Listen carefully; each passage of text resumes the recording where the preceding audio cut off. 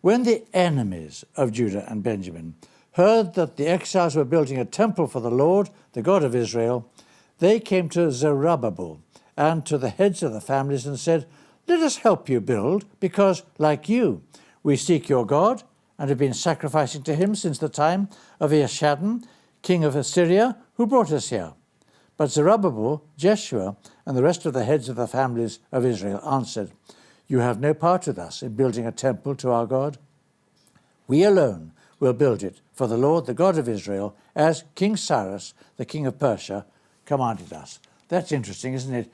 Goodness, why didn't Zerubbabel accept the offer of help at such an important time in verse 2 here? It's like, oh, how and a generous offer of help, and then he's like, "No, we don't want your help." What's going on? Well, that's where we do need to look a little bit of that background, because if we were to look up in 2 Kings, chapter 17, verses 24 to 33, it's that sort of section.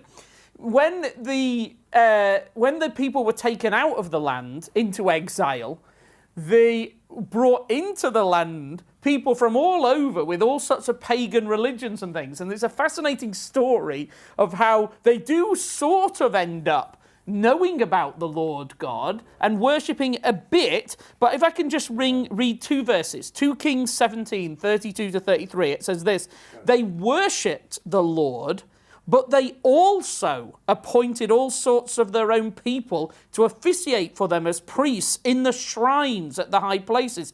They worshipped the Lord, but they also served their own gods in accordance with the customs of the nations from which they've been brought."